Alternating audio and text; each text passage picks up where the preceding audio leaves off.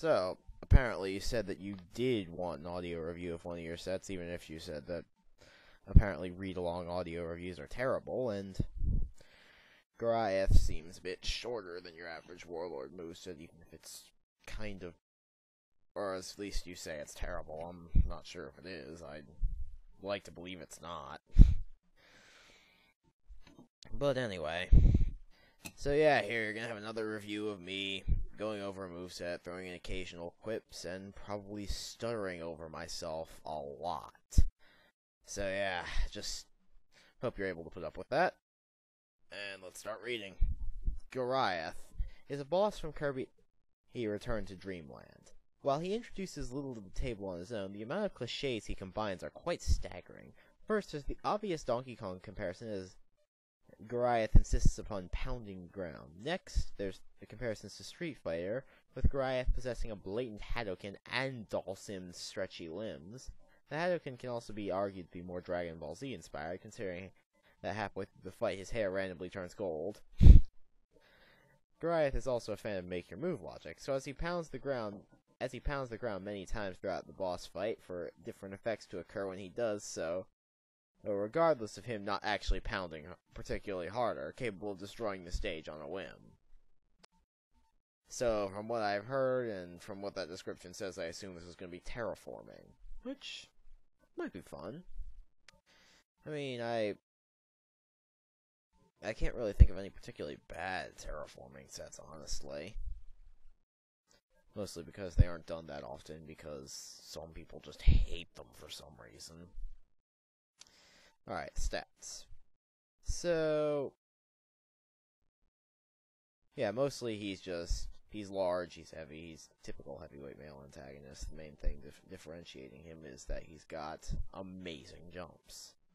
Goriath's first jump is the best in the game, just a touch better than Falco's. His second jump is still perfectly respectable, but it's not spectacular like the first. Goriath can wall cling for up to 5 seconds, during which he is capable of using most attacks. Attacks that use 2 arms will only use a single one. Goriath can uncling to a wall and recling, but still only has 5 total wall clinging seconds before he has to touch ground. Alright, seems fair enough. Okay, interruption there, back.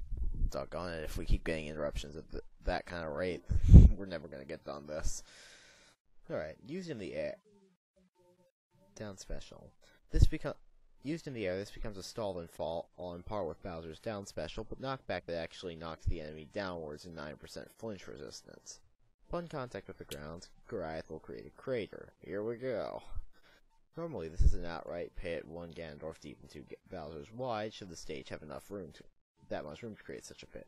However, Goriath can angle himself as he falls down from the sky. If he hits the ground diagonally, he'll instead create a slope the same width, with the bottom of the slope being Ganondorf below him and 2 Bowsers in the direction that Goriath angled himself. Unlike outright pits, slopes can be created on even paper-thin platforms, simply bending them. Oh cool, so you threw in that there, so that even for people like DM, it's still not terrible. Except it might still be terrible from what you've said, but I'd like to, again, it could be good, who knows. If the move is used on the ground, Goriath will simply pound the ground, creating a hitbox identical to DK's down special. For every 2.2 seconds Goriath pounds the ground directly underneath him will get a Kirby deeper. If Goriath wants to create a slope by pounding the ground instead of a pit, he can angle the pound directly in front of him or behind him, angling his pounds to create slope terrain. If Goriath attempts to create a pit on a portion of the stage that has half a Kirby's height of depth or less, he will destroy that portion of the stage instead of creating a gaping hole which he can be used to gimp foes through. All of Goriath's terraforming is reverted when he loses a stock. One thing that bugs me is it seems like on a stage which only has thin platforms like Delfino Plaza, he could just pound the ground until there's literally nothing left, and then everyone just dies. But that's, I think, aside the point. It's just, you might want to fix that, like, I don't know, create a minimal amount of stage. It's not a big deal, I suppose. Up special. Goriath extends his arms 2 platforms, then them shooting at Sonic's dash speed. Should they come into contact with anything whatsoever, not just a ledge, Goriath will pull himself to that point at Meta Knight's dash speed. This can grab ledges, but can also grab the side of the stage, at which point Goriath will automatically wall cling to what he grabbed once he reels himself in. If he grabs a foe, Goriath will enter his grab stance in midair once he reaches the foe. Keep in mind, though, that the foe can start breaking free from the moment Goriath grabs them before he pulls them in. And if they escape before that point, Goriath will enter helpless in the air. You know, am I the only one who doesn't like aerial grabs? I mean, I think I might have even done it before, but, like, it really is kind of annoying. It just makes for so many stupid suicide KOs. Whatever, though, I guess that's not the point. Neutral special.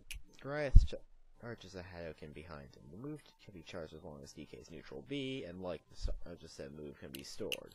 When you release the move, Goriath will fire his Hadouken forward at whatever angle you please, which is as large as Mario lying on his side and deals 10% knockback that KOs at 150% on contact regardless of charge. What the charge affects is the speed.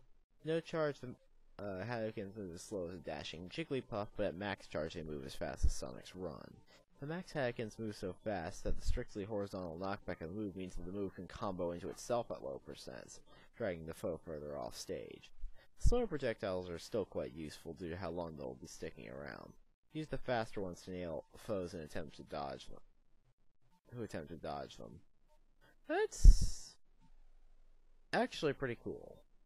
I'm not gonna lie. I mean, like, it's not that interesting, but I mean, I guess it helps his gimping game somewhat, and you kind of had to put it in there because, well, that's what he does. Side special. Goriath rips a Kirby-sized boulder out of the ground and places it next to him effortlessly with a single hand. Oh god, the boulders. Seriously, it was a Kirby-sized boulder. This is a Kirby-sized boulder, too, come to think of it.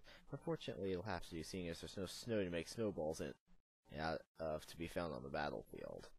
Kind of like a Yukon reference. Goriath then throws the rocks in whatever direction you please, dealing 6% knockback that KOs at 200%. Unfortunately, he can't throw the rock very far due to how heavy it is, and it only travels 1.25 platforms before hitting the ground. The rocks will stay on the ground field for 2 seconds before vanishing if nothing happens, during which time it behaves as a soccer ball that's twice as heavy, and thus harder to turn into a powerful hitbox. If it goes onto a slope, it'll roll down the slope, unable to be attacked, increasing power and speed the further it rolls. It gains roughly 6% more in damage and KOs 30% earlier for each gannet it rolls downwards. Aside from the obvious interactions with slope, you can use this attack while clinging to the stage to make the move into a decent gimping tool due to the fact that there's no ground for the rock to land on, significantly increases the potential horizontal range of this move off stage. You can take advantage of the rock soccer ball properties on the stage without endangering yourself by making use of your longer range moves. Cool enough. I mean, I don't really see what's so wrong with this set so far. I don't think the specials flow together that well yet, but you could easily make them work together. And, like, it's not... I guess the standards are just not that good, but who knows. Again, I want to believe this is a good set, because I've been kind of disappointed in the Kirby movement so far, I'm not gonna lie. Goriath performs his up special, identical animation, everything. With this move, though, Goriath can only grab foes. Should he grab a foe, he'll pull them towards him instead of vice versa. This can obviously be useful in forcing the enemy where you want them, but you have to telegraph it by going there yourself first. This can indeed be used in the air much like the up special, but will not put you into helpless if you miss. For his pummel, Goriath rings their necks for 4% per pummel. Alright. Goriath curls up into a ball before bowling them along. Curls the foe up into a ball before rolling them along the ground. My bad, stupid stuttering. Dealing 8% knockback that KOs at 130%. If the foe enters a slope, they'll obviously start rolling it down faster, boosting the KO percentage. Aside from rolling the foe into a brief opening in the stage, if you have two slopes facing each other back to back, you'll get the foe heading back and forth in a brief bit as they lose all their speed to potentially land a follow-up. Unfortunately, they're immune to grabs in ball form, and hitting them with any attack will cause them to come out of it. To grabs in ball form, my bad.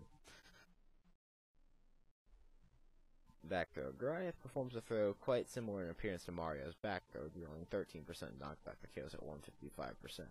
While spinning with the throw, he'll drop 1.5 Ganondorf heights into the air, enabling him to make grabbing a foe double as a form of recovery. There are no other immediate properties. If you throw the foe in something solid, aka a wall you've made out of making a slope into the side of the pit, the foe will take another 13% if they splat again into it for a massive total of 26%.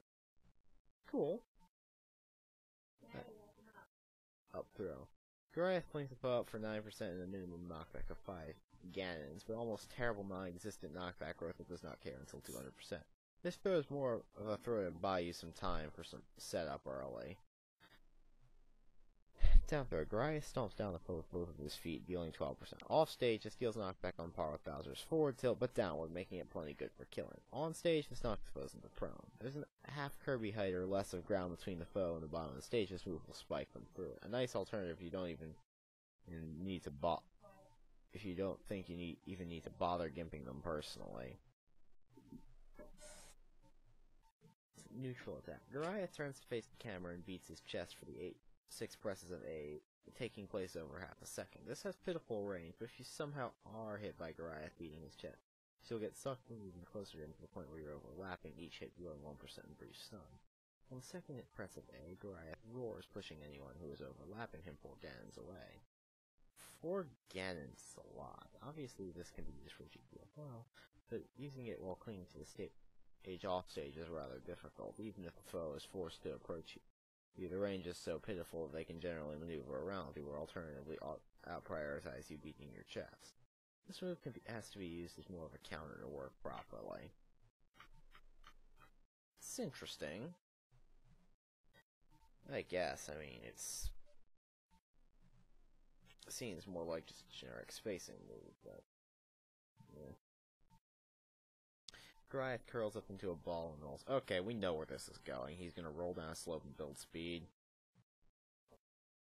Not really unremarkable dashing attack, dealing 9% knockback that KOs at 100% with some nice power but laggy on both ends. If Goriath uses this on a slope, he'll double his speed every again, and he travels, as well as gaining 2% damage and KOing 20% earlier. He won't come out of the dash until he runs out of speed, meaning that if you have 2 slopes facing each other, Goriath will attempt to start rolling up the slope before coming back down, making it a great way to hit dodging foes in the middle.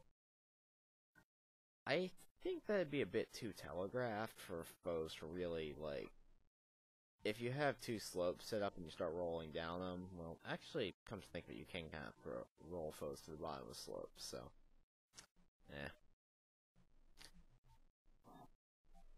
Goriath extends an arm forward, a single platform to punch the foe, dealing 8% knockback that KOs at 45%. This can be angled like Bowser's forward tilt, the main purpose of which is to angle it downward to hit foes on lower terrain as they attempt to approach you. Up tilt. Goriath wings his arm for some lag before extending it upwards, 0.75 battle platforms and curling it slightly downward at the peak so that he's punching at a diagonally downward angle.